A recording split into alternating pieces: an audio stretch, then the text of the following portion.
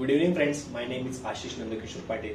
Today's date is 27 of July 2021 and our today's topic is what is multi-threading in brief. So today we are exploring what is multi-threading, see the examples for the better understanding and see the methods in multi-threading also. So before going to multi-threading, let's see what is multitasking.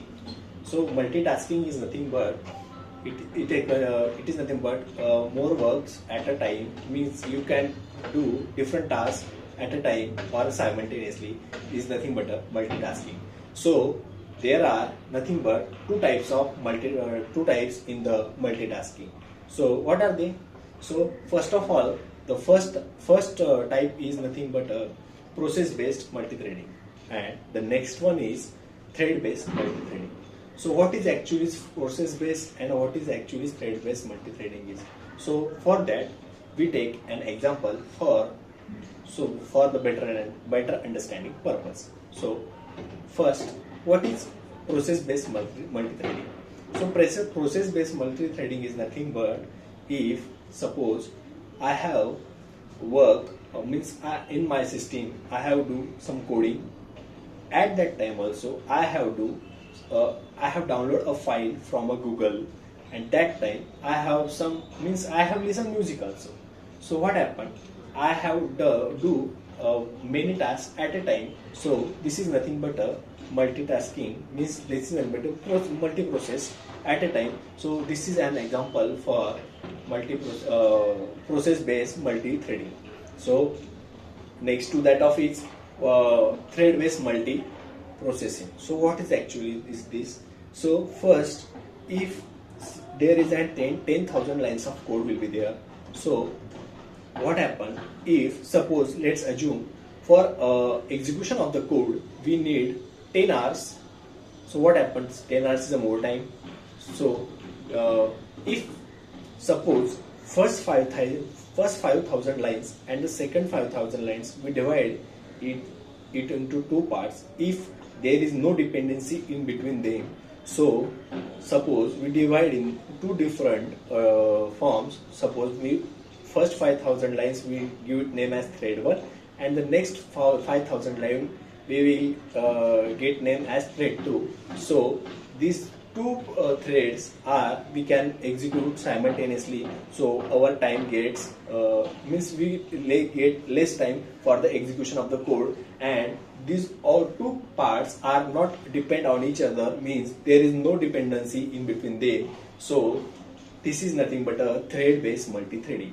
So there are some advantages of multi-threading. What are they? Means suppose, first of all, let's take an example for the multi-threading.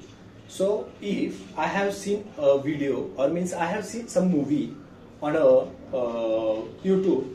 So suppose in a picture, if one girl is playing in a rainfall and some of the boys of group is also playing in a rainfall.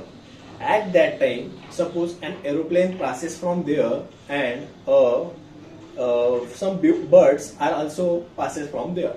Suppose if a single thread will be there, means we can say that girl as a single thread.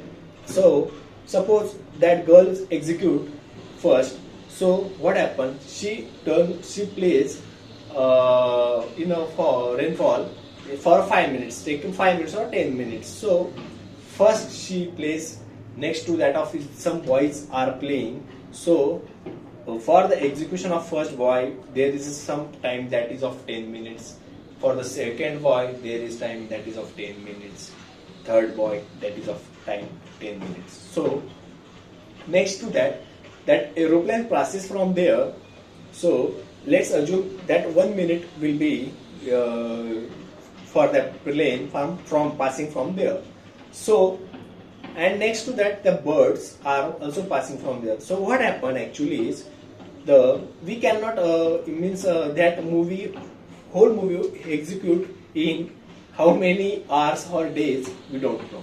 So if the multi-threading is there, means multi-threads means more threads are done simultaneously, so execute simultaneously, so we can see easily the movie. So this is a good example of a multi-threading also. So what are the advantages of multi-threading? Suppose if means for the playing the video games, the multi-threading will be used. For the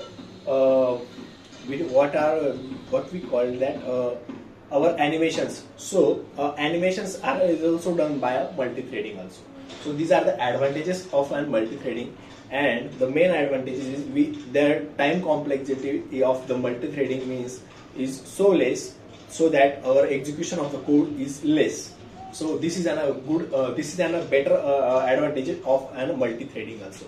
So there are some types of there are some methods which are used in multi-threading also. So first method is a start method. Start method is nothing but which starts the execution of a code, which starts the execution of a thread. Sorry.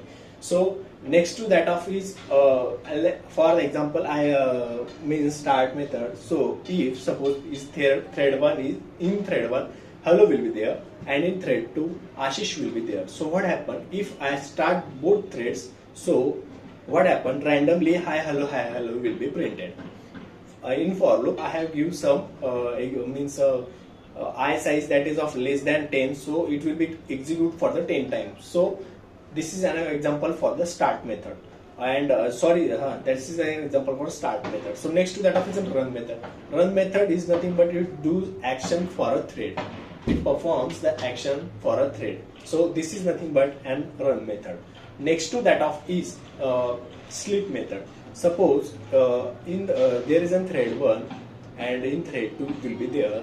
So if I have do give the time in thread 2, that is thread dot sleep and the milliseconds, that is of 1000. So that thread will be execute 1000 milliseconds when going on.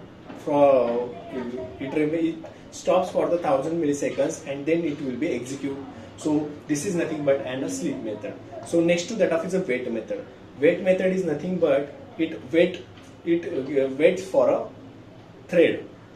So for calling the that thread means after that thread will be wait.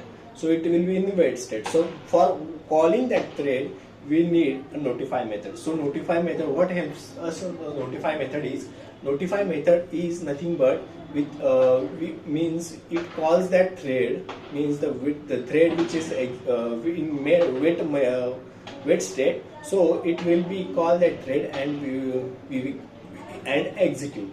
So and next to that of is a notify all method.